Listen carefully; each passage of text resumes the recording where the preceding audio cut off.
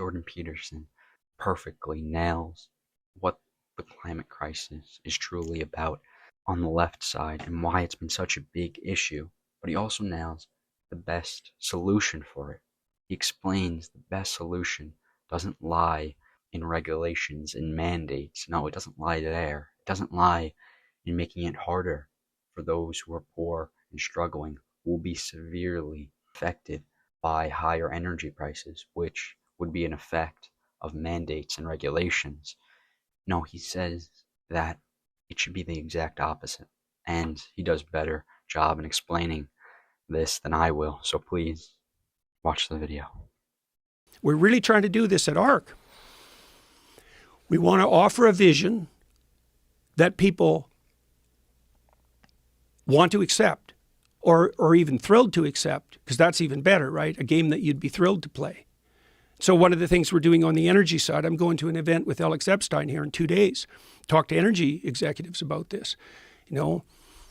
Well, what kind of world do you want to see? Well, how about a world where there's so much energy that poor people can afford it? How'd that be for a vision? Like, have you got a problem with that? Well, poor people can't have energy because that'll destroy the planet. It's like, no, poor people can't have that energy because you'd have to let go of the game that you're playing as a narcissistic psychopath that's elevating your status inappropriately, and you're perfectly willing to sacrifice the world's poor to continue your grip on power. How about that for a psychological interpretation? Right. And how about this as an alternative? Why don't we do everything we can to drive energy costs down to the lowest degree that's sustainable, like in a market economy, and make energy available to everyone so that we eradicate absolute poverty? Why wouldn't the left line up again around that? Because the left hypothetically serves the poor.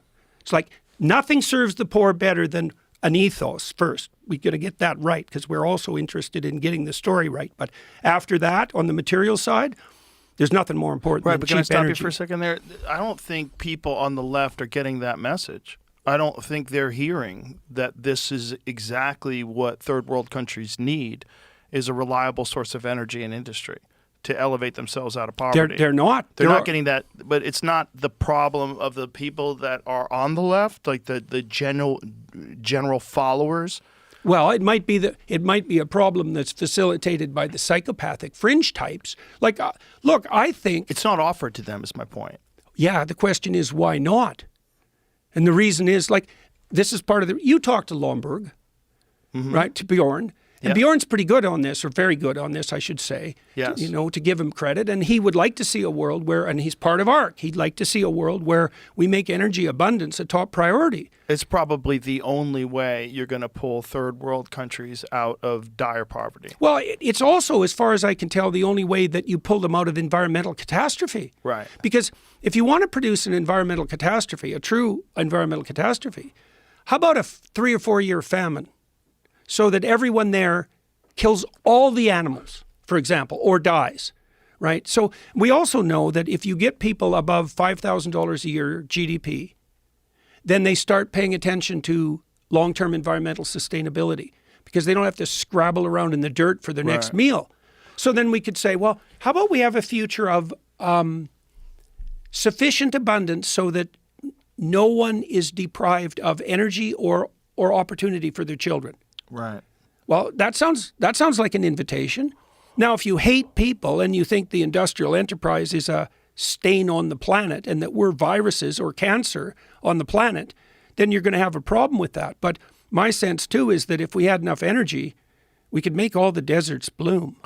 I was watching a video on pollution in India about the amount of garbage that gets thrown in rivers in India, and it was staggering, just staggering to watch that somehow or another because the population is so large and there's so many poor people and there's a lack of hope, whatever it is, they're just throwing their garbage in the rivers, and the rivers are just overwhelmed with garbage. If there's ever like a symbol of people that have been led the wrong way, like bad leadership, bad planning, bad underlying story, everything.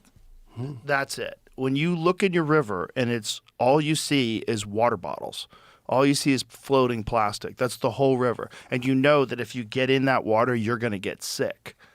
And yet, no one looks at it as this number one priority. Like, what do you always say? Clean your room. Make your bed. Like, right? Yeah. What's going on? Like, well, and you want to incentivize people to pay attention to their local environment. And you do that in part by ensuring that they're not living so close to the edge of catastrophe that they can only think about today. right.